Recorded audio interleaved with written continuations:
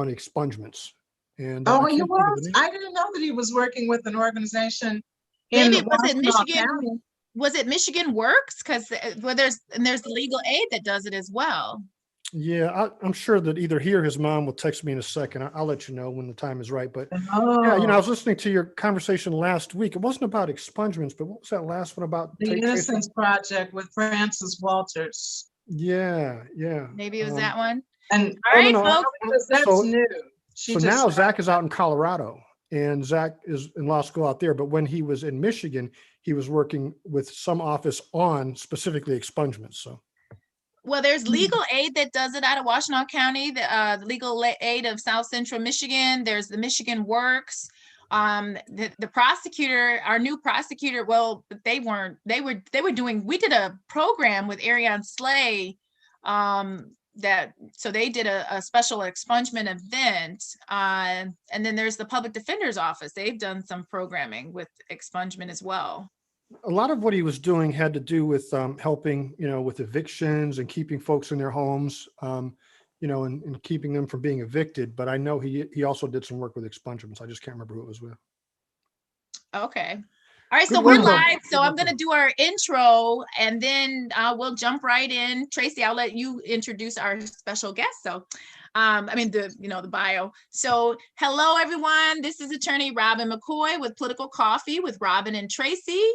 And I'm excited to see you guys on this May 12th. It's a beautiful day. I haven't been outside yet. And I'm starting off with my Scorpio mug, and I've got Chinese herbal tea. And we have our special guest, Ron Levy, who Tracey will tell you guys more details about.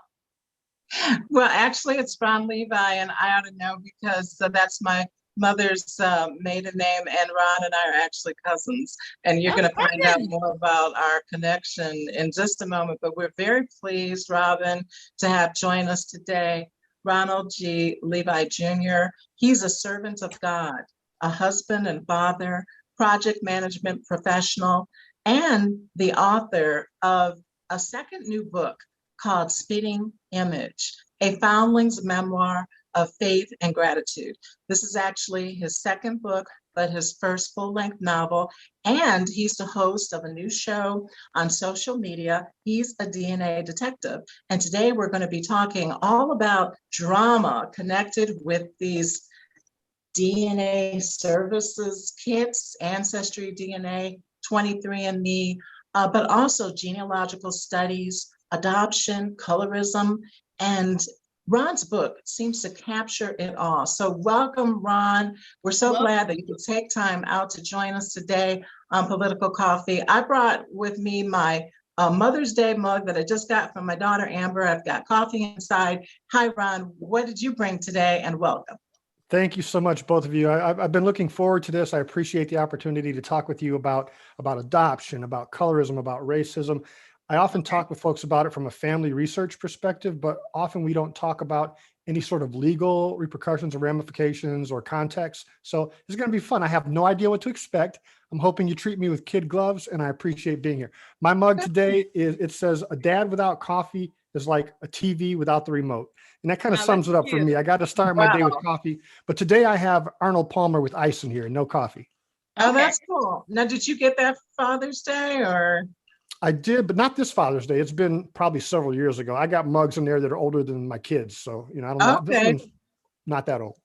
Cool. Okay. And you'll notice that Ron is wearing this gorgeous cowboy Western hat because he's coming to us live from the Lone Star state of Texas. I've got other family in Texas along with Ron. Actually, they're in-laws though, and a lot of friends who are in Texas. So we're so glad that you could join us today from Texas because it just seems like, politically speaking, there's so much happening in the state of Texas with politics, with that blackout and going on with Governor Greg Abbott and, critical race theory down there in South Lake, Texas. That's a very affluent district and they've voted it down. And it just seems like every day something's in the news cycle having to do with Texas. Would you agree, Ron? Well, it certainly feels that way to me. I've been here almost a year now. We moved out here. It may be worth telling everyone that I'm originally born and raised in Detroit. So I'm a Motown boy through and through. Okay, but- represent. Right. You went to the University of Michigan, graduated from Wayne State University, degree in psychology. But I worked for IBM in Southfield for many years. And I'm just really born and bred Detroiter. Danced on the scene. We won't go there. But I mean, I'm that Detroit. Okay. I'm Okay. that much Detroit. Right. My brother was on Too Hot. That was like a while back, a dance show. Well, so, fast forward to last year when my son and daughter-in-law had our first grandchild, and we decided this was a good time to move out to Texas. Congratulations, by the way. Beautiful. Yeah. Thank you. And what part of Texas? I have family out there as well. We're in San Antonio, Robyn. Oh, okay. Yeah. So, it just everything worked out. All the doors were opened and all the things fell into place, and a great job offer and new grandbaby. Why not go ahead and take the plunge and move out? So that's what brought us out here last year. Now, segueing back to Tracey's question, does it seem like so much is going on in Texas? It really does. I mean, Texas, as you know, is huge. Houston is like some states, Dallas is like some states. San Antonio is not quite that big, but there is a lot going on and it's hard to keep up with. It's a little bit different feel. I don't think I would ever. How so? How is it a different feel? Well, I mean, honestly, one of the first things I noticed out here is it's a pretty red state. I mean, Michigan, when you're in the areas in Detroit or Michigan that I'm from, which are the urban, concentration areas like Detroit feels blue, and it is pretty blue in those areas, union centers and things like that. But when you start hitting out here to Texas and you start seeing, go Trump and GOP and all this red stuff going, you realize how red Texas is. Now, having said that, from a personal standpoint, I've also felt very welcomed here. I mean, honestly, it's been a weird thing. It's been like, when the election was going on, all the Trump stuff was out there. But then once the election was over, and even while it was going on, I felt people treated me pretty well. Like, like I would be expected to be treated, nothing unusual, nothing weird, so. Okay, that's good to hear. Yes, I have I have blue relatives. Most of my relatives, I would say, are Democratic, but I have some relatives on the west side of the state that are red. So we're all family.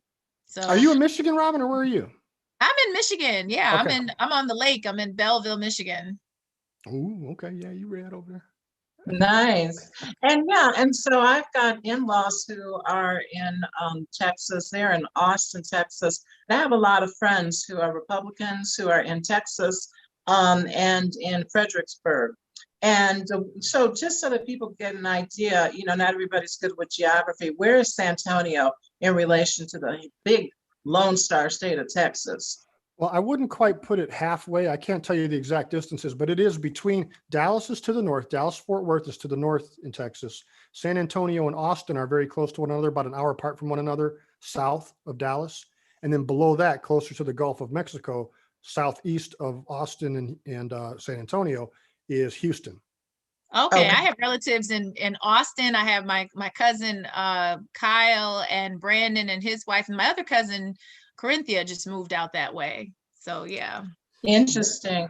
Well, Ron, I want to jump right into your book because, as I said in the brief intro, this is your first full-length novel. I am aware that you wrote another book on hockey, which we'll talk more about a little bit later. But it's interesting because your new book is actually co-authored by, as you characterize her, a family genealogist, Frances Lillian Stevens.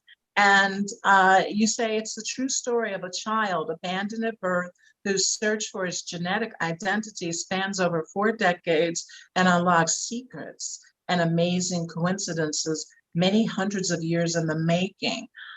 So tell us, what inspired you to write this book? Did you always want to write a book, and did you want to write a book about this particular subject, or what happened? What was what was the catalyst? Great question, Tracey. I think the answer is no. I did not always want to write a book. There's always something that goes on in my life that impels me or compels me to do something like that. When I learn something that I feel is unusual or that might benefit someone else, that's kind of usually the impetus behind making me write. It's kind of, I feel like I can't help it. So I'm not writing for commercial success. I'm not writing for accolades or anything like that. I'm writing because I have something in my self, in my heart, in my experience that I really feel I need to share. So the hockey book was like that. When my kids started playing hockey, even though I'm from Detroit, I didn't grow up a hockey fan.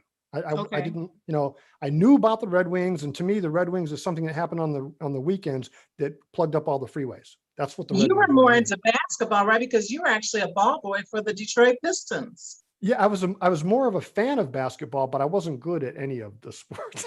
Oh, But I was okay. more a fan Okay. of basketball, right? So then fast forward, when we moved out to Colorado, 2009, 2007-ish. Yeah, it was earlier than that. No, it was 1998 when we moved out to Colorado. The Colorado Avalanche and the Red Wings rivalry was heating up, and the Colorado Avalanche and the Red Wings were in the Stanley playoffs. And so all the kids in Right. Colorado, and my little ones included, wanted to learn about hockey and wanted to play hockey. So of course, Okay. I said, I'll tell you what, we'll buy you some skates. If you learn how to skate, then we'll enroll you in hockey. Those were my famous last words, because I spent the next 10, 12 years paying out of the ear for these kids to play hockey, but it was a great experience. One of the things I said along the way, Tracey, to answer your question about why did I write, was it was an unusual experience for me, not having played the game, not being familiar with the rules. I was learning everything from the bottom up. How do parents Okay. behave? How do parents interact with coaches? How do kids get playing time? How do kids get developed? How do you get the right training for your children? How do you make it a good experience for them? And I said to myself along the way, as the kids were getting better, I said, if somebody would just put that in a little handbook, just kind of net it out, for me, that would have been a big benefit for me. So Okay. around that time, once Austin, my middle son, got drafted by the Carolina Hurricanes, I said, this is probably a good time for me to publish something like that. So I put everything that I learned in a really condensed way, not long stories, but in a really condensed way in a little handbook. And that's what it's called. It's called Navigating Youth Hockey, Players and Parents Handbook or Guide to Navigating Youth Hockey. Well, that Wow. sounds And great. Yeah. Is Austin still playing for the Hurricanes? No, he did get drafted in 2010. He went in the third round, number 85 overall. He bounced around a little bit in the minor leagues in the Carolina system. He went back from the Carolina Checkers or the Charlotte Checkers to the Florida Everblades to the Stockton Thunder. So he did that for about 4 or 5 years. And when he felt it was becoming clear that he might not get that break to make it in and stick into the major leagues, he still Okay. had 3 years of college eligibility left. So he went back to college. And now just this year, as a matter of fact, he's graduating with his master's degree in anesthesiology from Case Western out in Washington. DC. Wow. Oh, that's awesome. Congratulations. Yeah, to Austin and to you. So you went to medical school. No, Austin went to, it's a master's program at Case Western Reserve for anesthesiology, and his profession will be anesthesiology assistant. It's like a PA. You know what PAs are? Oh, okay. Oh, Yeah. this This is He's assistant. an AA. Okay. Instead of a PA, he's an Wow. AA. So he's working Oh, with okay. anesthesiologists and in that capacity. And then Okay. the Speaking Image fascinating. book, second part of your question, Tracey, why did I write this? It was when I started, I was just doing genealogical research just to find out more about my ethnic heritage and maybe hopefully find out my biological family, because I knew that I was adopted. And, there are those biological questions that adoptees often can't answer. Like when you go to the doctor, do you have a history of, heart disease? Do you have a history of diabetes? Things like that. Well, people who are adopted or don't know their biological origins have a difficult time, or you can't really answer that, right? So it wasn't a big deal until I started having kids, and then those answers became more important for me to get. So I started doing all this research and doing the DNA testing. And then once I started You did uncovering DNA these, testing? I mean, did you do 23andMe? Because I think I heard that they're better for like getting your medical history background. I did 23andMe first, and I did family tree DNA first, then I did 23andMe, and I did ancestry DNA last. I've done all three Oh. of those. Okay, because I did ancestry DNA, and my background's actually cultural anthropology, and I did a lot of research about genealogy, or also the interrelations between Blacks and Native Americans in Florida. But in the ancestry DNA, none of my Native American ancestry showed up. My friend, she's Native American. She said she knows she's Native American. She said some of it doesn't show up because they didn't have as many Native Americans participating in the study or in the ancestry DNA. Yeah, I think they're still trying to isolate that and identify it. A lot of tribes will tell you it's not a genetic thing. I don't know exactly what that means, but people who are native, of native ancestry or indigenous, will tell you you can't see it in the DNA. That's not how you determine if someone is of native ancestry or an indigenous First Nations person. But so anyway, so after I did all that, final answer to your question is, I discovered these crazy things in my own family history. And I said, this is crazy. This is stranger than the truth is stranger than fiction. I need to put this in a book. And I just couldn't sleep until I finally got it all down. And that's why. And how old were you, if you don't mind me asking, when this light bulb went off about putting it all on paper in a book? Oh, I was about 50. It was, Okay. yeah, this didn't happen. That was not long ago. No, this was like 2015. Yeah. Right. So I want to read a passage here. Now, this is on Amazon. It says, it goes like this. One bright summer afternoon, it's a beautifully written book, by the way, Ron. And I'm not just saying that because we're cousins, but it is beautifully written. One bright summer afternoon, on weekend errands with his mother, a 10-year-old Ronald's faint suspicions that he is adopted are confirmed by his mother's careful, well-practiced announcement of the truth. As a child whose appearance is close enough to that of his extended African-American adoptive family, he has always felt a part of them, but now things make a little more sense, and a 40-year odyssey of seeking his genetic truth is triggered. The formative years of spiritual training by his Baptist minister grandfather return to steady him as he is confronted by startling revelations of his birth parents' past and his abandonment at a Detroit hospital shortly after birth. I'm going to stop right there. So when you were young, I mean, when did these questions start? At what age? Well, my mom told me was it before 10? It says 10 here, but it was about 10. I mean, before I was 10, I didn't know that I was adopted. And I looked enough, like you and I were playmates before I was 10, right? We grew up in my grandmother's house, and, you couldn't look at us and tell that we weren't genetically related, at least I don't think I certainly couldn't. And I don't think most people cared to, but then when my mom told me at 10 years old, I started to notice the differences, right? When my mom told me that, I said, that's why, Brian and Lance and Scott look so much like Tracey, and why I don't look exactly like anybody, like our skin tone or coloring is similar, right? But who has my nose, Right. I can see a few people that have my ears. I have the Pettiford nose, but that's from my dad's side of the family, right? Yeah. But I mean, I acknowledge you really didn't. There was the coloring, and this is where the colorism comes in. I mean, the colorism was there, but the other characteristics were slightly different, and so that caused you to wonder, like, what's up, right? Yeah. I just wondered. So, but I didn't until my mom told me, right? So until my mom told me that, I just took it for granted that I was, and I didn't worry too much about that. Everybody's hair didn't look exactly like mine. I didn't give it a lot of thought, right? But then once she told me that, things just kind of fell into place. It was like, oh, so that's why I look a little different. That's why nobody has exactly the same hair or exactly the same nose. Because, I mean, if you look at, some of our other cousins, like our Williams cousins, they look a whole lot alike, like not twins, but there's like 10 of them. And you can tell they all, fell off the same branch of the tree. I mean, they look enough alike that you can tell that. Whereas when I look at myself and I compare myself to each one of my first cousins, I see similarities, but not that level, not that level of similarity that we would see normally, like in siblings, for instance. Right. And could you tell the audience what prompted your mom to tell you that you were adopted at 10? I don't know. I never asked her why she told me that. I just assumed it was because the relationship that we had was always honest, and she always wanted me to be honest with her. And I think she was modeling or demonstrating that behavior for me. I think she was saying, I'm always honest with you. You need to always be honest with me. And I think she felt at that time I was old enough to get it and to understand the example. The other thing is, I might have asked her, like in the back of my head, I don't remember doing this, but I might have asked her about, how come so-and-so looks more like so-and-so, and how come I don't look like you and dad or something like that, I don't remember that conversation, but that might have been a part of it too.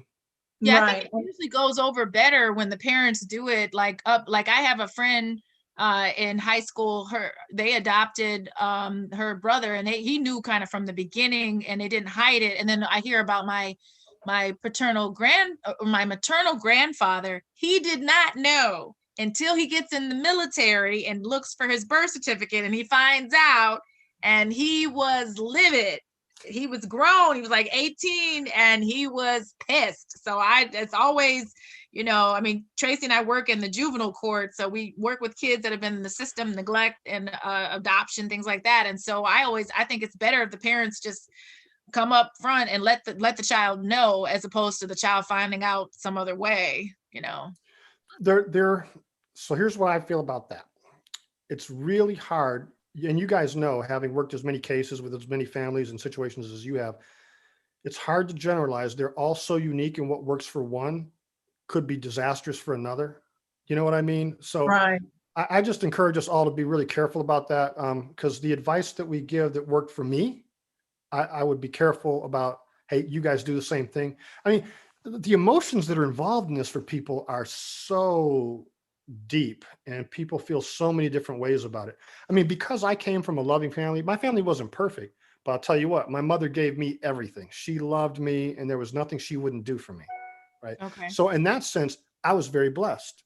And so I didn't feel like I needed to go find a new mother. You know, my mother was fine, you know.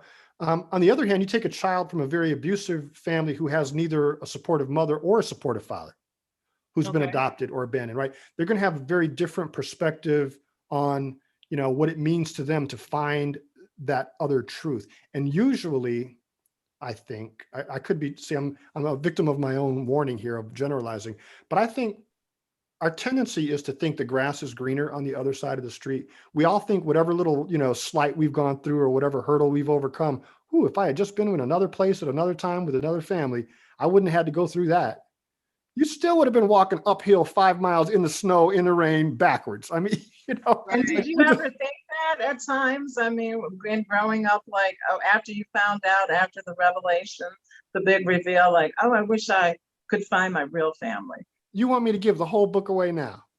Okay, now that's spoiler alert, right? So, Ron, this is one thing I gotta say. I read your book in like one day because it was such a page turner, and because take the book out. Oh my gosh, she's making it. She's got us ready to dive in. Like DNA mystery, and he does take you on this journey, and that's why it's such a page turner, because you want to find out, well, who are his parents, you know, and there's a fascinating backstory about that. But I also want to say, you know, like when you were growing up, that I can understand you wondering, like, what is your true genetic heritage? Because when Ron was a young kid, he had these big light brown curls, you know, and nobody else had hair like that in the family, you know.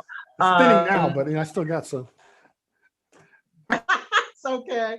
And frankly, I mean, your mom was brown skin, your adoptive mother was brown skin, and my uncle Ronnie was brown skin too. He was more on the brown skin, I think, end of the spectrum, you know, like, whereas my mother was very fair skin.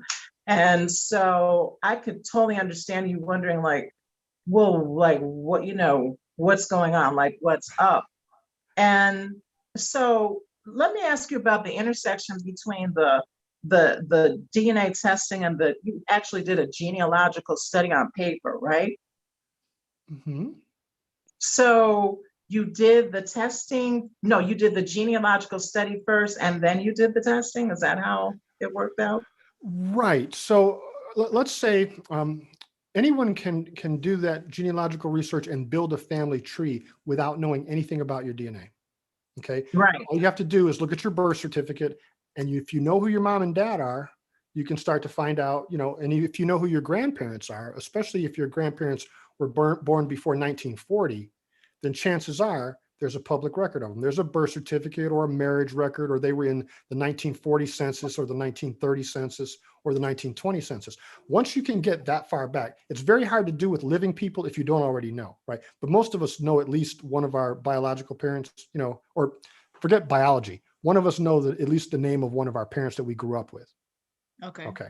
So let's just go with that. Let's just say you don't even know you're adopted, all right? Or you don't know, it doesn't matter. The point is you can build a tree without any DNA. Okay. So you start to build a tree, and I know I've got, 2 parents, I got 4 grandparents, I got 8 great grandparents, and double, double, double, and so on, right? And the further back you go, the more public records there are, until for African Americans, you get to 1840, 1850, then there's no more public records for the most part. And so that's this wall that people talk about, like on Professor Henry Louis Gates's show. Yeah, You know, finding you your hear about roots. I the love wall. that too. Yeah, me The too. genealogical wall, because of slavery, in this country, many Black people just can't surmount that wall. And so is that what, you ended up like starting from scratch, right? With your trying to find your roots of your biological family. Is that what you did on paper, Ron? Well, actually, I started off long before I got to the DNA stuff, back in probably, Tracey, like high school, when, our Oh. parents were still kicking it, and my dad was still around, and he was going out to Ann Arbor to meet with our cousins, the Thomases, like Bill Thomas and those guys out in Ann Arbor and Ypsilanti. We had a cousin Right. out there named Edgar, or Leroy Thomas, and Leroy is kind of like the family genealogist on the Levi side.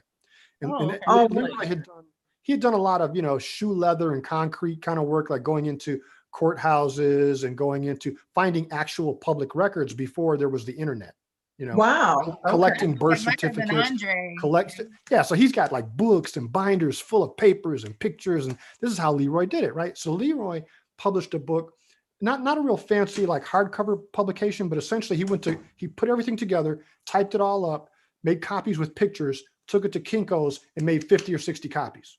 Right? Self-published. But I'm telling you though, but that is the basis. That's what hooked me. That's what hooked. So my dad gets this. My dad gets it and puts it in a drawer. Okay. I get it. And I'm like, oh, really? So that's where the Pettifords are. That's where the Levis are. Oh, that's how the Thomases are related. You know what I mean? So a lot of it Leroy had already done. And then it was up to me to go further back than that. Right. So Leroy took some branches back to 1830. He took some branches back to 1860. Other branches you couldn't even go that far back on. But So you're I started talking about building. your adoptive family. You're talking about, right? I'm talking about my adoptive family. So Right. this prepared me. All of this work that I did with my adoptive family, with your family, I was learning how to build trees. I was learning how to work with Ancestry.com and how to use all their tools. Meanwhile, the world is evolving, the world is changing. Social media is catching up. Facebook is starting with private groups. There are forums, fora? What's the plural for forum? Fora? There are discussion groups Yeah, on that's Ancestry deal with it. all over, not just on Facebook, like all over the place about, genealogy, right? So I'm learning everything I can about this, just from my experience with my adoptive family, with the Levi's, Tracey. And then all of a sudden, DNA gets to a place where it's cheaper and more accessible to people. In about 2015, it was like $120 to buy a DNA test from Ancestry. Today, on Father's Day or Mother's Day, it's $59.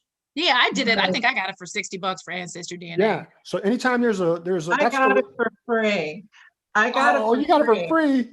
Yeah, and the reason why I got it for free is because my cousin, shout out to Janice Milligan on my father's side of the family, she is the genealogist on my father's side of the family, like Leroy was on the Levi side. Yeah. Pettiford Levi side. By the way, I'm a double Pettiford, which is so confusing. But anyway, so she got her results back, long story short, and she had a question about indigenous heritage that came up because there's indigenous heritage in the Pettiford background on both sides of the Pettiford spectrum. And so because she requested a redo, Ancestry.com sent her some free kits, and I got one of them.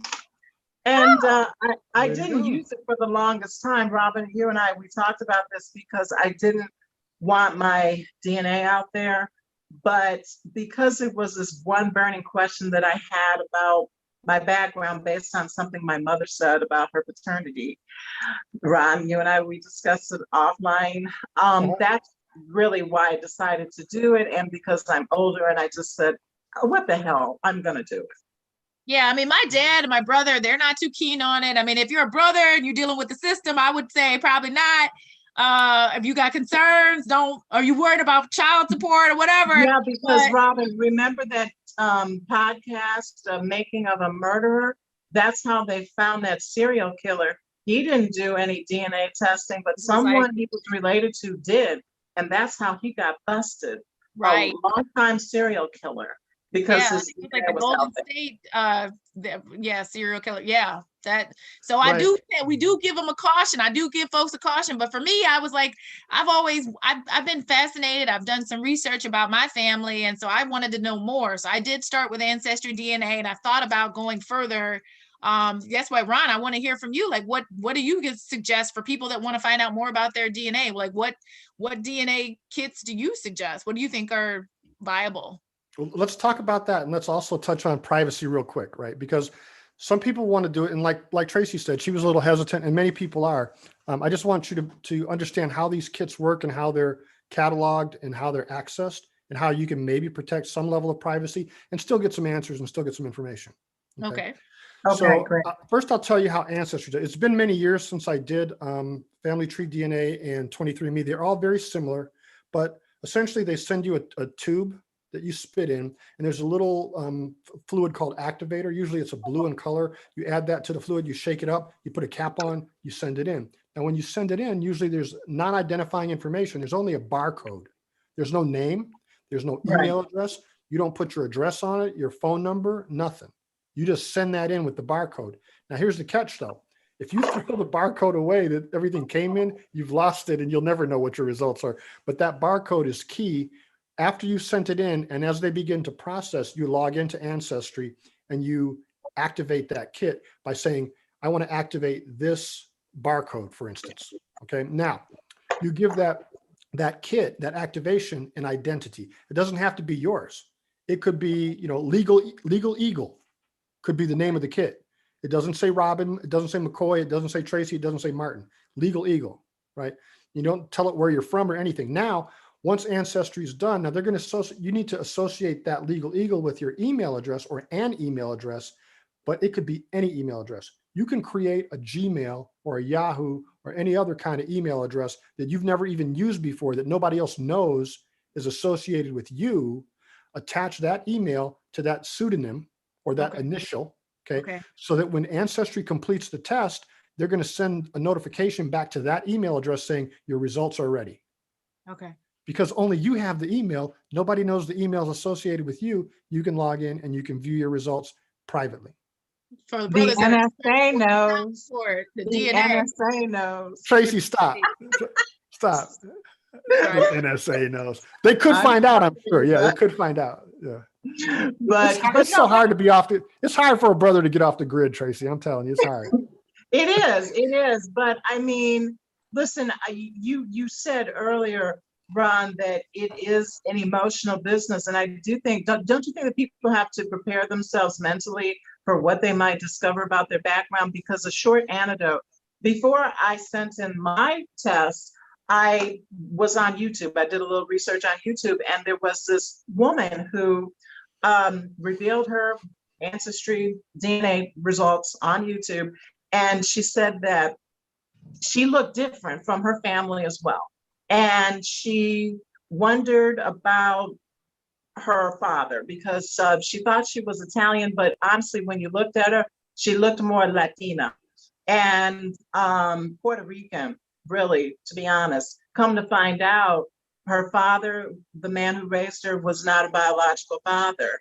And her biological father was Latin, he was Puerto Rican. She confronted her mother told her the whole story, but it crushed her because her whole identity was tied into her surname and the man who raised her, who she thought was her dad, and her legal father, not a biological father, but her legal father said, you'll always be my daughter. I raised you, I love you. It doesn't matter to me, but it mattered to her. I mean, she cried on camera. In fact, she couldn't talk anymore. She shut the camera off. So do you agree that people need to prepare themselves mentally? And how did you prepare yourself for the truth? I agree 100% that people do need to prepare themselves. And that's going to mean different things to different people. For me, it meant being in fellowship and being in faith. It means my faith is the Christian faith. And I do study the word that we call the Bible, the New Testament and Old Testament. I do attend church, and we call it in my church, we call it being prayed up. right? So Okay. whatever you may Right. go through, if that's your tradition, then whatever you go through, number one, you're going to be okay. Number two, you don't expect it to all be, candy and roses and flowers. But you're going to be okay and you're loved, right? So that's really where it starts. So whatever your tradition is, if you don't know when you start that you're okay and you're worthy and you're good and you're loved, then you don't need to start this yet. First, Right. get to that point. Okay. Wherever you get it from, whether it's your faith tradition or whether it's your family tradition or your upbringing, if you feel like, I don't really like myself, I'm not happy with myself, then that's where I think a lot of trouble can come in. I just think there are two ways it can go, right? People can either find the truth which fulfills their expectations and ideals of themselves, or they can find a truth which doesn't. Okay. And both are equally likely. But hey, you know what? What's the downside? If you find out things are just like you thought they were, even better, what's the downside? There's no downside. What do you have to prepare for that? Nothing. What you have to Right. prepare for is when things are not at all like you thought they were, and they're even worse. That's what you need to prepare for. And you need to assume it's going to be that way so that when it's not, no sweat.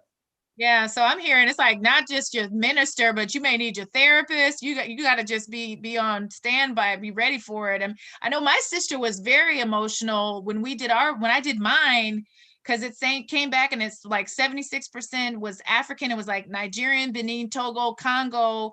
And then it came back, initially it was saying English, and now it's modified and said it's Scottish. But my sister was so happy because she phenotypically, she's Black, but people look at her and they would always say, she has Asiatic features.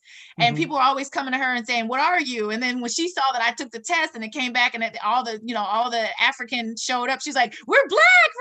And I was like, but we've been Black. I don't know why. Right. That's not a surprise, right? Well, wait, let me tell you what might be a surprise to you. What might be a surprise is that if you're African American and you see in your ethnic mix South Asian or Asian, any percentage, Okay. 1%, 2%, that's often confused by the testing with indigenous or Native American. So remember the migratory patterns over the hundreds of thousands or millions of years, right? Asians Right. migrated over the land bridge between Alaska and the United States and came down into North America. Yep, I talked about this in my honors thesis. I talked about this. Yeah. Those genetics are largely responsible for the indigenous populations of the Americas. So if you're, and especially, I don't know why it is for Black folks that it's like this, but for Black folks, there seems to be more confusion about that in their genotype. It's like, maybe for the indigenous and the indigenous aspect. The confusion between, if you ask a lot of Black folks, I don't know anybody from Asia. I mean, I don't have any, Chinese or. But all Black people say I'm part Indian, American Indian. They might not be, but if they see some Asian in there, that Asian may be representative of the part that they thought was Native American. Now that's an interesting. Well, there's also what I talked about in my honors thesis too is Ivan Sertimo wrote a book that came before Columbus. So there also there's Africans that came over to the Americans. So because that's what I talk about. The reason why Blacks and Native Americans were able to get along so well is because this is the first time they really saw each other. So, there obviously I agree. If you have Asian ancestry, that could point to your Native American ancestry. But if you could have some of that Native American ancestry may not show up as Asian, it may be African, because Africans came over, that Mansa Musu, there are people that came from Egypt, and there's still, my parents have been to Mexico, there's still evidence of that there were Africans here. There's a book about that. I have it. The first Americans were Africans, so it's yeah. That's a controversial topic, Robyn, that has come up recently in the media, and there's a lot of discussion about that. But now, there's an interesting example in my genetic heritage. When I did the AncestryDNA.com test, I came back 49% European, 49% African, and 2% indigenous.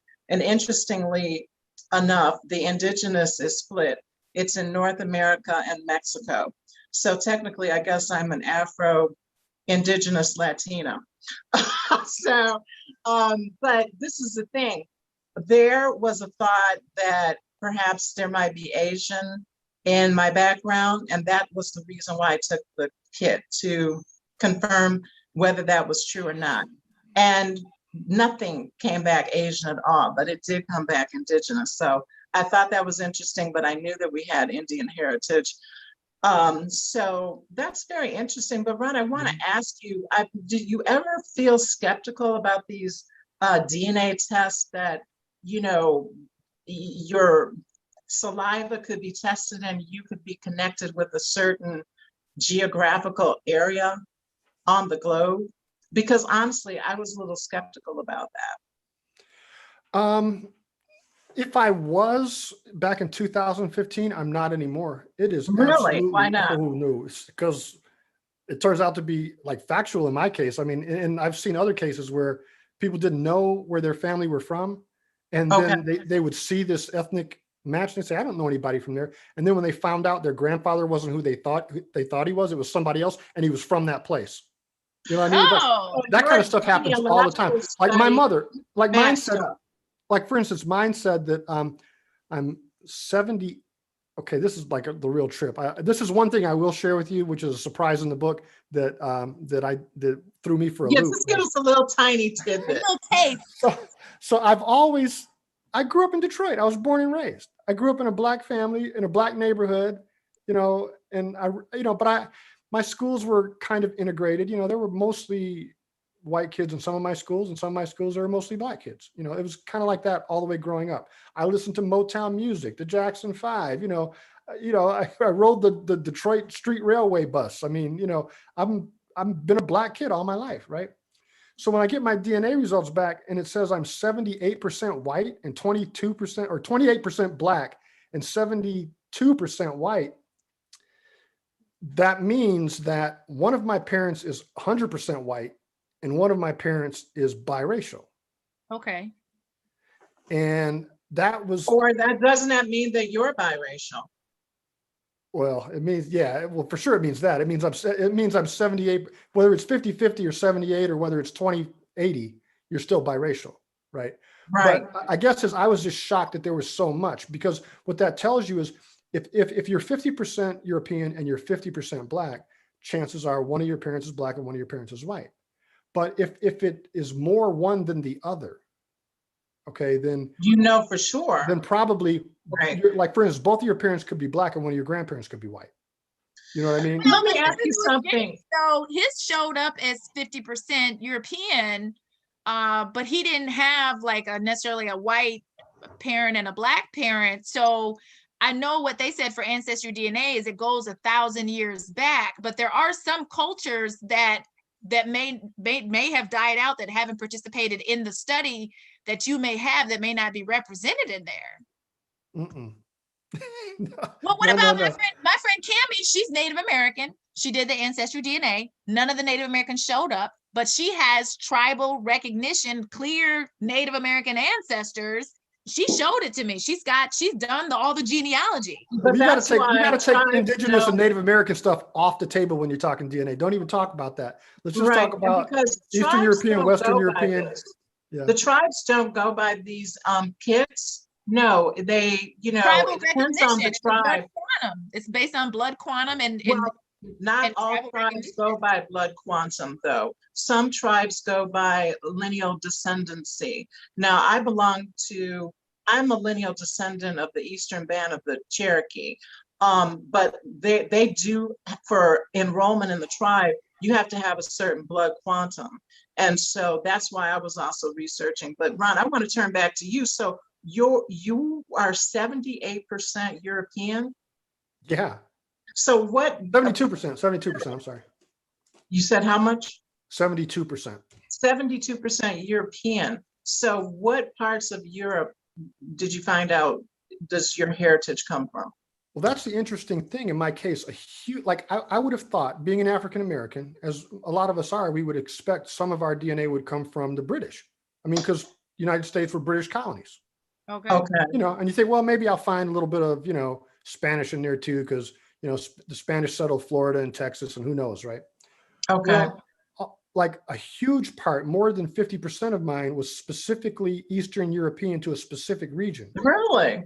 Yeah, it was like Hungary, Austria, Austro-Hungarian Empire, Slovakia, Ukraine, all in that area. Right? Wow. It was Okay. not British. Now I do have British and English or Irish genes, but they're on my paternal side because of the white people who intermarried or had children Now with the that's enslaved interesting. ancestors. That's where the Okay. British part comes from. The European part, the Eastern European part, is all from my maternal side. So if I look at my, Which my is the matches, European side of your right. family. Well, Okay. hold on. Well, You said it's the European side? well, you have European ancestry on both sides.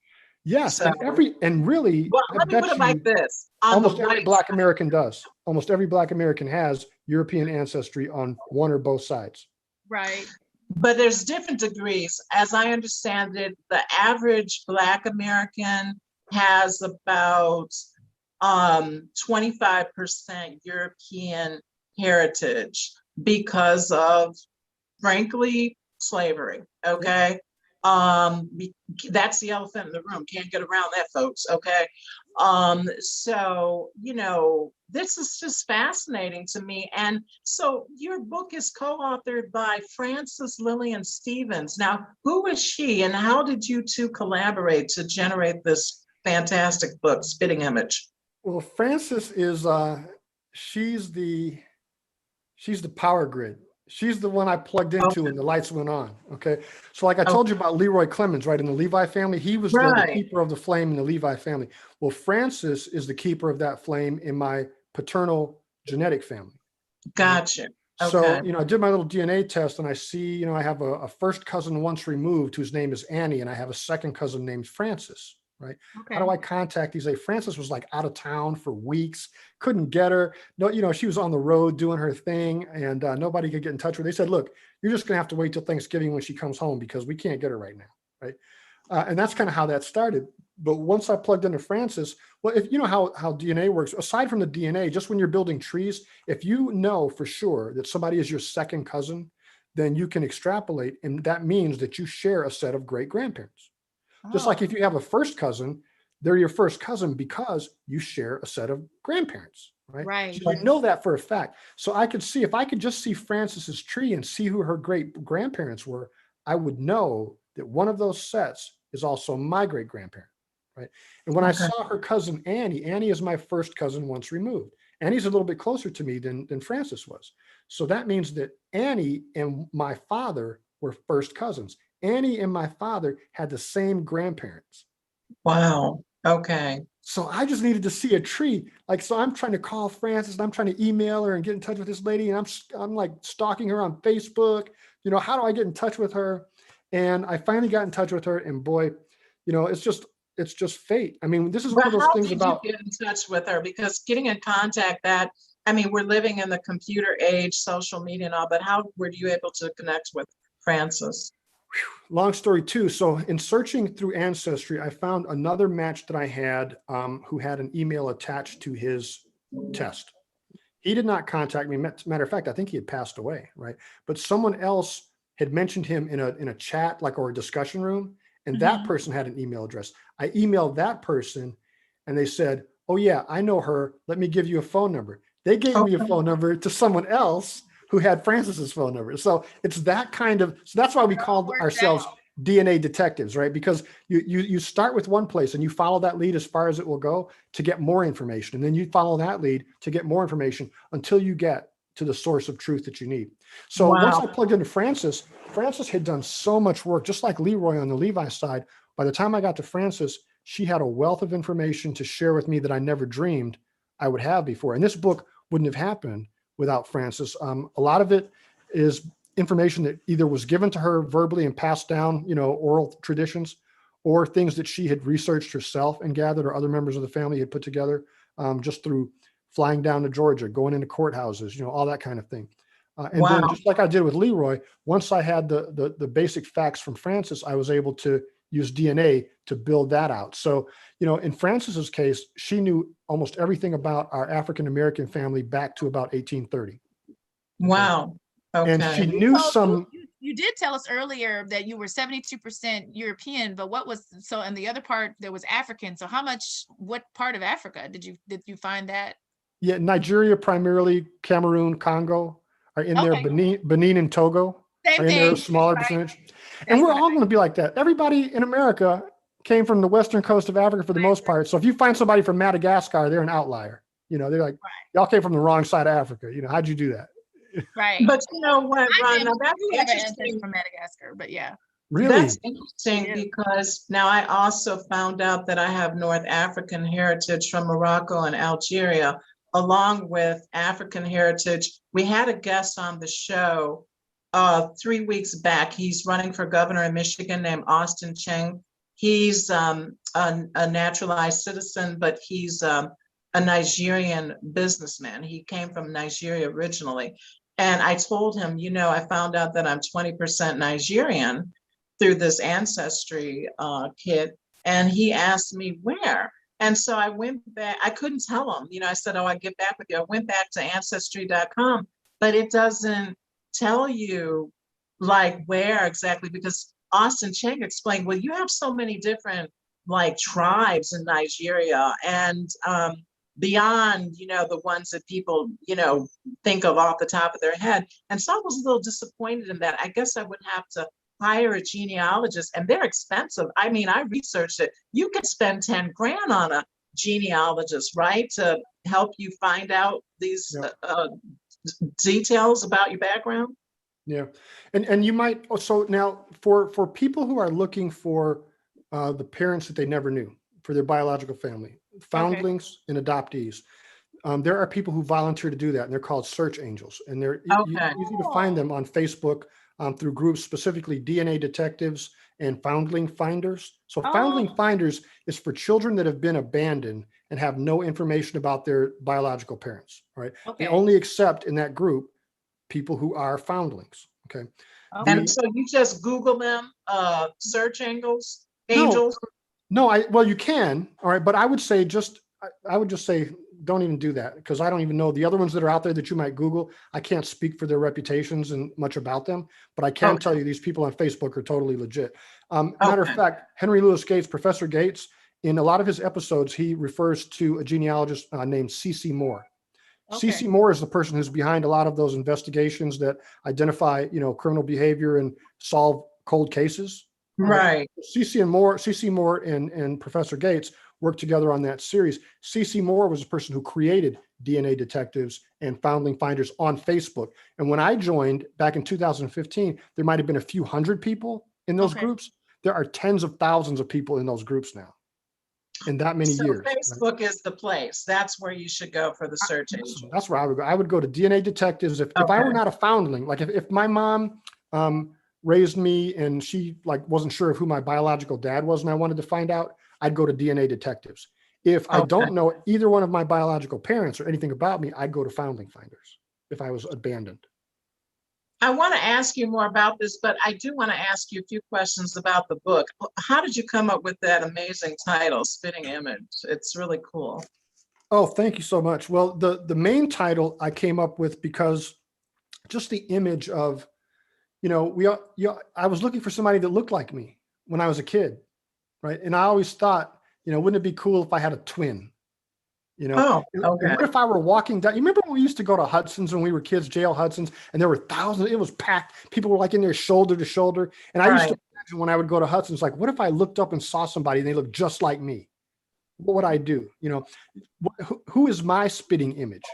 So that's kind of where it first came from. But then it also refers to the idea of spitting like liquid, spitting into a tube, and that mirror image that reflects back at you is literally your spitting image, right? Wow. It's the image of yourself in a tube. So that's where the main title came from. And then the other came from a couple of cousins, actually. One of my cousins named Tanya, and oh my gosh, who else came up with it? Francis's, my wife's aunt, Joanne, suggested that, because I said, it's a memoir and it's about foundlings, and I want to tie in, and we had different permutations of, you know, a foundling's memoir of faith and gratitude, but those two were the ones that said that should be it. So that's kind of how it came about. Great. And your book is self-published? Yeah, self-published. Self-published in the sense that, I paid for it and I got the designs done, but I didn't do all the artwork myself. I went to a graphic designer who's specialized and well-known for doing graphic designs, told him what I wanted, gave him some excerpts from the book. He helped me with that. Kindle and Amazon Publishing and others. Ingram Spark is another company. Ingram is used throughout the book selling industry. Almost every bookseller out there, other than Amazon, gets their books from Ingram. Wow. Right? So no matter who you are, whether you're Barnes and Noble or whether you're the Source or whether you're a local independent indie bookseller downtown Detroit, you're probably getting a large percentage of your books from Ingram. Okay. Right? And So that's what. So if this isn't on your shelf when you go into your bookstore, tell them to look it up, and they can just look it up, and it'll be in their system, and they can get them on the shelf for you. I could I definitely noticed that. suggest it to the juvenile court, because we have a lot of kids that have been adopted that I'm sure once they become adults, they're going to want to find out more about their families, their lineage. Well, and I hope this will Right. encourage them. I really do. It can be scary, but like Tracey, like your question was a very good one. How do you prepare, and what should you do? You should definitely not just jump into it and not prepare at all. You should definitely, get in touch with how you feel about yourself and why you feel that way before you get into it. Yes, I could, Robyn, I agree with you, Ron. Thank you for that feedback. And I agree with you, Robyn, that this is a book that I could see perhaps the Department of Health and Human Services purchasing to give to people who have been adopted. I mean, if they want to find out more, I don't know, there might be some governmental issues with regard to that, but definitely, in Michigan and across the country, we celebrate Adoption Month. And I don't know what month it is this year. The pandemic kind of turned everything around. I don't know if anybody knows off the top of their head, but for Adoption Month, the courts post that. I mean, this would be, a great book to make available for people who want to find out more. And if people want On to the get internet, it says November 20th, 2021 is the National Adoption Day, will be observed on November. Saturday. Okay, it's coming up. So, and if people want to get your book, Ron, how could they get it? And what forms does it come in? I see you've got a beautiful hardcover version there in your studio. Well, thank you, Tracey, for asking that. The easiest way is Amazon or BarnesandNoble.com, Barnes and Noble online. Those are the online ways to get it. If you just go to Amazon and you type in Spitting Image, Ron Levi, it'll come right up. The options are hardcover, paperback, and ebook or Kindle. Right? Those are the options you can get it in now. I know that some people, have varying reasons for buying from or not buying from Amazon. You can also just go to your independent bookstore. Some people like to support independent booksellers, and I know independent booksellers appreciate that. But if you're an independent bookseller and you're not stocking this book, you're missing an opportunity. So the best thing that we can do if we want to support independent booksellers is say, order 4 or 5 of these at least and put them on the shelf, put them on an end cap. So when your customers come in, they can see it. Because what they do is independent booksellers are going through scads and scads of titles that come out all the time. And they have to figure out which one should I stock and which ones should I not. The ones they're going to stock are the ones either that their customers ask them for, right? Or if they get some marketing material from me, which I don't have a big budget, so I'm not sending out constant marketing materials to independent booksellers saying, stock my book, right? So the best way to do it is if you really want to support your independent, ask them to stock it, number one. If you really want to get it fast, just go on Amazon or Barnes and Noble and it'll be there in a couple days. I support local booksellers in Detroit. I live in Northwest Detroit. I am a frequent consumer of Pages bookstore right there on Grand River. And if you order a book that's not available, your book is available, I believe, though, Ron. It comes relatively quickly. And what about an audio book? Are you going to be voicing an audio book? Because a lot of people like to, listen to audio. I have audibles. That's. Do you? Well, I have thought about it and I am preparing for it, but I haven't made time to do it yet. But I would like to do it. You know what else too? Something's weird out here. I don't like my voice right now. Like when I have a morning voice that I think is great for narrating, and it's a quiet storm Maybe kind of thing. you record it in the mornings. No, but lately, Robyn, even in the mornings, my voice sounds almost like this. It sounds very kind of But it sounds shallow and very fine. kind of hoarse or something. No, I think your voice is fine. I mean, you're the author, and I think you're the best person to voice your book. I'm also a voice actor, and I just noticed that a lot of celebrities are kind of impinging on, non-celebrities voiceover work. But if you're the actual author, I think, that just lends a certain authenticity to the words, that just, leap off the page and connect. It's like there's a special connection, from the voicer of the book and the listener. And I think you would be great, so I encourage you. There's nothing wrong with your voice. It's authentic, it's nice, Yeah, very I prefer listenable. the books to be read by the authors. I mean, I've listened to some Jerome Dickey, some that have been read by actors, but I mean, Michelle Obama's book, Valerie Jarrett. I mean, those were great books, and they were in their own voices. So Well, thank you for that suggestion. I will give it a try. I do have the equipment. I just got to make the time to do it. And then as soon as I've done that, Tracey, if you don't mind, I'll let you know, and maybe y'all can have me back on and I'll tell you it's done. Yes, we would love for you to come back and give us an update. But I know in the waning moments, I did want to ask you about, the other part of your title is um, I'm looking at another version of your book, and it says An Amazing Journey of Genetic and Cultural Rediscovery.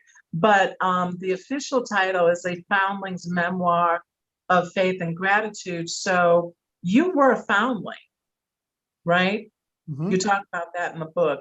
And I just wonder if you have any comment about what's going on in Texas right now with the baby Moses law. Because it has been in the media recently. There's been a lot of activity in the Texas legislature about the baby Moses law and expanding it. Could you talk a little bit about that, Rod, please? Yes, and thank you so much, because that's near and dear to my heart. The afterword in the book is actually written by the executive director of the National Safe Haven Association. Heather Berner is the executive director there. And I didn't know about the National Safe Haven Alliance until I had written the book, actually. And I Wow. wasn't familiar with baby Moses laws, because when I was born, it wasn't legal. There weren't laws on the books saying, hey, if you bring a child, here and drop it off, we'll take care of it. And you can walk away, no questions asked. That's essentially what the baby's Moses laws are now. The baby Moses laws in most states where they are recognized say if you bring a child to an authorized safe haven, healthy child, you can surrender that child within up to 90 days of after birth, as long as the child's healthy, and you bring it to one of these locations like a fire station, emergency department, a critical care place, that kind of thing. And those are fantastic, and they didn't exist. And so, the really sad truth of it is that a lot of babies are being abandoned in unsafe places and situations and not surviving, right? right, and we Young don't mothers want are that. very scared. They're in situations that are possibly abusive, where they don't feel understood, they don't feel loved, they don't feel appreciated, they feel threatened. And the only option for some of them, sadly, is to pretend this didn't happen, sweep it under the rug, leave it in a dumpster, abandon it in a bathroom, something like that. And so the National Safe Haven Alliance and organizations like it, as well as use these baby Moses laws to educate the public and let people know there are alternatives. There are safe alternatives. If you don't feel that you can care for this child, don't abandon it in an unsafe place. Take it to a safe haven. You're going to be fine. Nobody's going to prosecute you, and the baby will be given a chance. And I had that chance when there weren't those laws, and that's why those laws and that work is important to me enough to ask Heather to write that afterword in this book. And I think she's going to be a guest on my weekend show on Saturday soon. But thank Oh you yeah, for bringing tell that us up. about your show, your new show, DNA Detective, right? Is that what it's Yeah, called? well, it's called, I know it's called Spitting Image Zoom Live, and it's actually inspired Oh, by okay, you. my bad. Yeah, it's inspired You by are a you. DNA detective. Yeah. It's inspired by you and what you and Robyn have been doing. When I saw, the discussions that you're having and how interesting they are, I thought, well, maybe it'd be great if we could just wade into that water from Spitting Image from an adoption and foundling standpoint, not necessarily from a political standpoint, just to raise awareness, and let people know these resources are available for you. Good things can happen. prepare for the worst and expect the best. If I had to net it all out into just a few sentences, those are really them, right? So, I mean, I was given a great chance at life by a woman who was scared, who was frightened, who didn't tell anybody what was going on, but just couldn't bring herself to have an abortion, or for whatever reason decided to check into a hospital. And then she walked out of that hospital a couple days later and nobody ever saw her again, or at least nobody from the hospital ever saw her again. And it was 50 years later, after she passed, that I figured out who she was through DNA testing. So, Wow. Okay. but in the meantime, I've had an extraordinary life. I've been blessed, all because she made that one decision. So was she a great mother? No, she wasn't really my mother at all in the way that we normally, think of mothers, but she did give me a good start. She gave me a chance, and I She appreciate was that. your birth mother, and she did the responsible thing by actually going into the hospital. So thank God for that. And Right. one thing I noticed about the baby Moses law in Texas and how it differs here from Michigan, as you mentioned, Ron, it's 90 days. The child has to be healthy, no signs of child abuse. But in Michigan, we have the safe delivery of newborns law, and a mother only has 72 hours, to hand the baby over to a police station or a hospital or a firehouse, So I think that Michigan needs to expand their safe delivery of newborns law and have it resemble the Texas model. And I understand in Texas, they want to extend it to a whole 12 months that a parent has to turn the child over to a safe facility. Is that your understanding, Ron? Yeah, they are working on it. As a matter of fact, it just failed in the House. They took it to the floor of the House to It expand. failed in the House. Yeah, it failed in the Oh, House.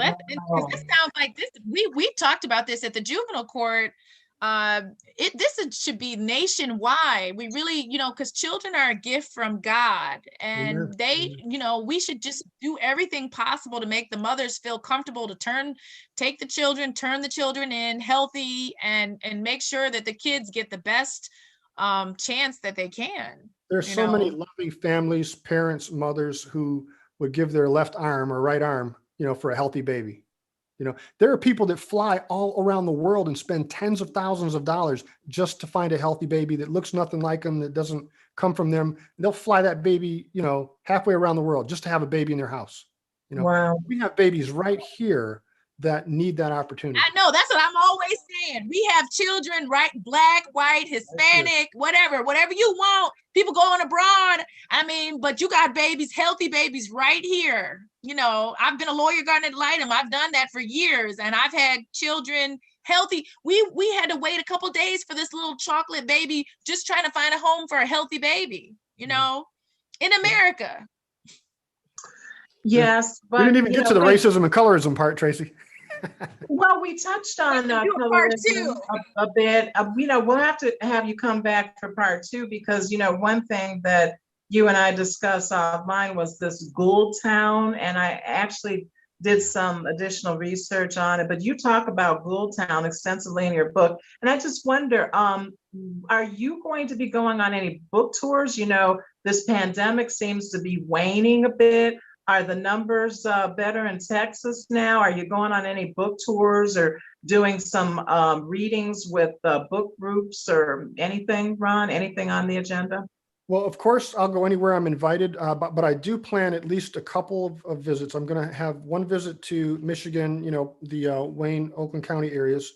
I'll probably show up in Detroit or Farmington Hills at some point, hopefully in the fall.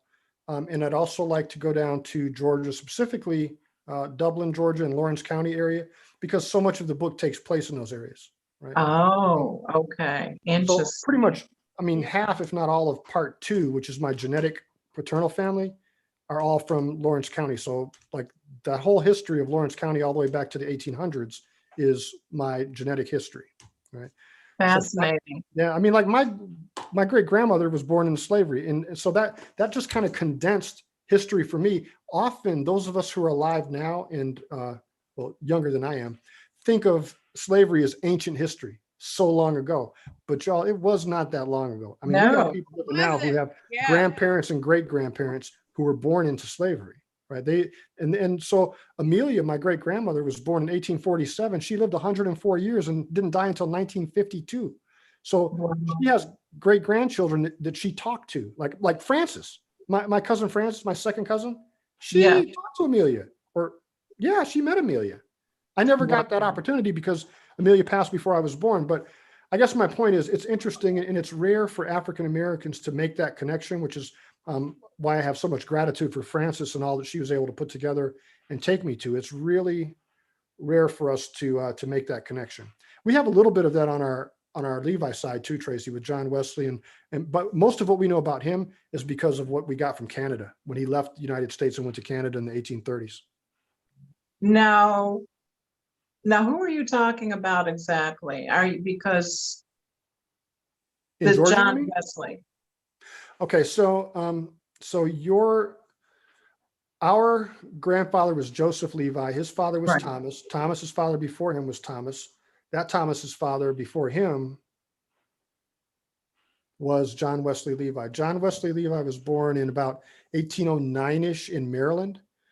We don't have any record of his birth, but he first appears in the 1830s in Ontario in Canada as literate and married to an Anne Garrett, a white woman from England. So he was a band of people who went into what was called the Queen's Bush before Ontario even became Ontario. There were no cities. It was a wilderness, and it was called the Queen's Bush. And they went into that wilderness to hide out from the fugitive slave catchers and the people that were on the prowl to return Black people to slavery in the United States because of the fugitive slave laws, right? So that's where John went. So we are his descendants on my adoptive side, on your biological side.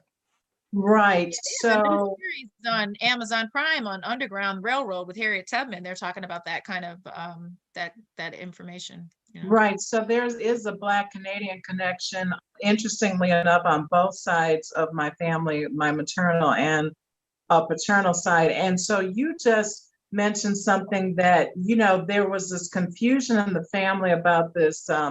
Did you ever go back to 1732 and this Captain John Pettifer? Are you familiar with that name at all in the genealogy? No. I mean, I'm a little bit familiar with the names on the Pettiford side. I know that they go back further than the Levi side, and that a lot of them were free. Yes, there were free people of color. But the thing is that what I was trying to get to, because both sides of the family are, forgive the term, mulatto, because of all this, because of slavery. But I was trying to get to the original slave owner, and I believe it was Captain John Pettifer, who had a rather interesting story. He was killed by his wife, Ann Wilson, and an overseer named Joseph Haynes. And so there were three, these are the free people of color that came from that plantation: Lawrence, Lewis, and George Pettiford. And that really, the progeny just, descended from there. So it's fascinating, Ron. I just wonder, would you ever have Professor Gates on your show to assist you? Do you have any unanswered questions, or you being a DNA detective, have you answered all of your own questions about your own genetic history? I would love to have him validate a couple of things. Really? Well, Okay. yeah, they have access to resources that, that are probably a little more advanced, or maybe a lot more advanced than I do. But I would expect they would just confirm what I've already found. I wouldn't expect any surprises at this point. But yeah, I'm pretty happy with what I've been able to figure out just based on my own DNA. I was just going to take a quick look and see if I could find those Pettiford matches for you, to see if I could give you some background on that. Oh, I would also be curious to hear what you'd have to say too about, there's this series I just mentioned on, it starts actually on May 14th on the Underground Railroad, and they talk about Harriet Tubman leaving a Georgia plantation. And so for me, what my boyfriend and I do, we're really big, he's a history major, we're both lawyers, but we travel all over. We don't travel as much now. We always go to museums. We're museum drunkies. Our next museum on our tour is the Lynching Museum in Montgomery, Alabama. That's our next place, but we just want to make sure everything's open before we go. and just really soak up this culture. And like with what we're talking about with the ancestry DNA, I would love for things to open up, because I want to travel. I want to go to Benin, Togo, Nigeria, Congo. I don't know so much. There's warring going on there. And even Scotland, like wherever, I just feel like wherever you have ancestry, you should go and try to link up with the people that are in your lineage. Yeah. Well, and, you know, and it's still the saddest part of it for me is that if I were going to use Gates for anything, it would be to unlock any secrets to that African heritage. You know, 'cause like you were Really? saying, yeah, because like Yeah. you were saying, Tracy, like you were saying, but you know what? But I don't have high expectations because I haven't seen him do it for anybody else yet. You know what I But mean? Like, I thought that Professor Gates did a show with someone who was it's a celebrity, was able to trace his African roots to a specific tribe in maybe he Africa. did. And so that's what I want to find out, because it seems like I know more about my European Of course. ancestry and my Indian and indigenous history, but the African part, I really would like to know which Nigerian tribe I'm connected with. And perhaps, you know, if I hired a genealogist or if I could connect with Professor Gates, that would be great. But what about you? If somebody wanted to come to you for assistance, I mean, is that something that you do? You know, give people pointers or professional opinions about how to conduct their own genealogical study, their search, their research? Yeah, I mean, I'm happy to do some initial free consultations. I don't have a lot of time to take on long-term Well, I'm not clients. saying free. No, what I'm getting at though is, so depending on how experienced the person is and how much information they already have to go on, you know, like if someone comes to me and they've done their ancestry tests and the best they have are fourth and fifth cousin matches. They have no first, second, or third cousin matches, and they don't know anything about their background. It's probably not a good timing. Maybe they should just wait until other people test and maybe they'll get some closer matches. Do you know what I mean? But if somebody comes Right. to me and they can't figure this stuff out and I see they've got a second cousin match, I'll take a stab at it. I might, you know, because if I get a second cousin match or a first cousin match, you know, I might know a few tricks that I could make, you know, a couple of quick jumps and put them in touch with somebody. So yeah, I'm happy to do that. Anybody can go to my website, ronaldlevi.com, RONALD, Levi, LEVI.com. And I have a contact sheet there. And they can just fill in the contact sheet and send me, you know, a little question or give me their contact information and I'll get back to them. Okay, Great. that's great. Well, this has been great to have you. I definitely think we should have you back on to talk about this. My cousin Andre Scarborough, he's been doing a lot of the genealogy for the McCoys, and my godmother actually has been doing a lot too. She's been doing the DNA and the genealogy. I want to do more. But as I said, I'm doing expungement, I'm doing other stuff. So I want to take the time, you know, it's like to learn. I know my fifth generation grandfather was freed as a slave Wow. at 13 in North Carolina in a homestead. but I haven't had it. I got to get over there. I got some stuff to do when stuff opens up, Oh, you know. Robyn, listen, the best experience, the wildest experience for me is when I found that the house that my second great grandfather, who owned my second great grandmother, built was still standing. And I went down to Georgia and that house was there and it had been restored. And I walked into it and I was on the floors where my great grandmother was allowed to be in the house. My second great grandmother, because she was the daughter of the master who looked so much like his daughter with his white wife, they were playmates. Wow. Right? Okay. I was on those floors. I stood on those floors. I looked out those windows and I looked out those windows with that wavy antique glass. And I could imagine my ancestors in those fields. That was, I mean, it was at the same time, a highlight, a blessing, and a terrible sadness all at the same time. It's the weirdest feeling. Like, how can you be so happy and sad at the same time? But that's what it was. That's all I can explain it. It was like you were transported by a time machine, wasn't it? In a Yes, sense. it really was. It really was. It's a strange. And I don't you think I've felt ever had an something. experience. I You don't think I've felt ever had something. an experience where I was that happy and that torn up at the same time. It was weird. Well, that's Wow. like when I went to Senegal and I was at Gorée Island and you're in there in the slave cave and it's like, you know, it's intense because it's like you're there and then, you know, this is a part of the history of the collective history for African Americans and slavery. it's beautiful, but they, to this day in Senegal, they don't eat sharks because some of the slaves jumped off the boats, and some of the slaves that were sickly or dying, they put them in the ocean and the sharks ate them. So there are people in Senegal to this day, they don't eat the sharks or shark meat because they say we're eating our ancestors, Wow. I heard of that. And, Ron, before we close, I do want to give a shout out to Norma, because I'm blanking on Norma's last name. Oh my gosh. I don't know. Is it Pettiford? Yeah, Norma Pettiford, right? I thought that she had a different last name, but she has done Or Norma so Johnson, much. maybe Johnson. That's what it is. Norma Johnson has done so much genealogical research, and I did buy her book, and that really filled in a lot of blanks, because as I said, I'm a Pettiford on both sides of the family. My parents were distantly related, and through my own genealogical study, I found out where that link comes in. But I would love for you to come back and talk about Goldtown, and let's talk about race, and let's talk about colorism, and let's talk about paper bags. Let's talk about one drop. Let's talk about all that. Yeah. All of it. Yeah, that is, such a cringy topic, but colorism still exists. It's alive and well in the United States of America. And you know what? It's not only in the Black race, but in other races of color too. Indians. Caste system. Caste system, yeah. Middle Eastern, North Africa. I've got the Caste by Isabel Wilkerson. I've got a whole bunch of stuff when I'm not doing my cases.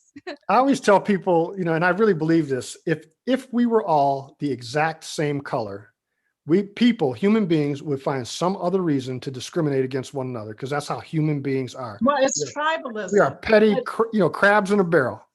It'd be my eyelashes are longer than yours, so I'm better than you because my eyelashes are longer. It'd be something stupid. But Ron, I do agree with you that it would be something else.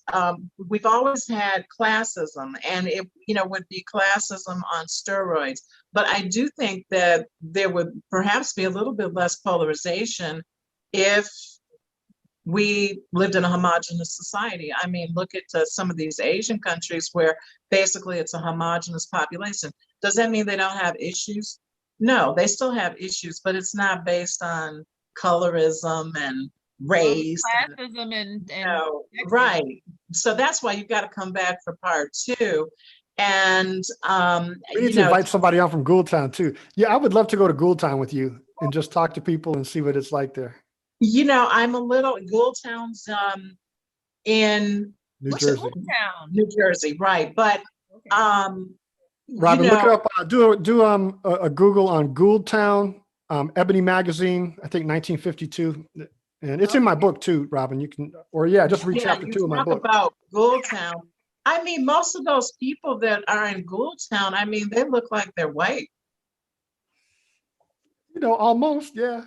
Well, I have relatives that are passing for white in New Orleans. That's what I heard. I heard some relatives are down there passing for white. You do? Yes. You do. They just don't want to be found. That's all. Yeah, they're not trying to be found. They don't want you to show up. unless they come up with reparations, and then all of a sudden you're going to have some people that walking around white. They're going to come up, all of a sudden they're going to be black in a minute. Wait, you be down there trying to claim or talking about, hey, cousin, they be walking down the street, not even looking. Right. Well, I know, right. I mean, on my dad's side of the family, there's a wing that passed into the white race, and they're in Tennessee, and they don't want to be found at all, So, well, Ron, it's been fantastic talking with you. Thank you for joining us for Political Coffee's special segment, Meet the Author. We've been talking with Ronald G Levi Jr. He's the author of Spitting Image, a Foundling's memoir of faith and gratitude. It's his second book. It's available on Amazon and independent bookstores. I recommend it, and not just because I'm related to the author, but because it truly is a fantastic read, a page turner you will not put down, because there is this genetic mystery that is deep in the heart of the book, and I think it resonates. It's so relevant today with everybody who is trying to find out more about their roots. So thank you, Ron, for coming. I hope you can come back, find time in your busy schedule to rejoin us in the near future. Thank you both, Robyn. It was great meeting you. I love what you guys do. Keep doing what you're doing. And anytime you want me to come back, I'm there. Thank you both so much. I love you, Tracey. Thank you. This has been great. And my mom, she just finally joined Ancestry DNA. So I'm going to send her this video because I've been trying to get on her about this, because I think the more you know about your family, your lineage, knowledge is power. So this is awesome. So yeah, this is Political Coffee with Robyn and Tracey and our special guest, author Ron. As you said, it's not Levy, it's Levi. Ron Levi, hold on. author of Spitting Image. Oh, there you go. Wow. Levi's, okay, all right. Levi. The demonic device. Hat and the Levi shirt. He's down in Texas. All right. Well, you guys have a blessed day, and I'll talk to you later. You too. Great.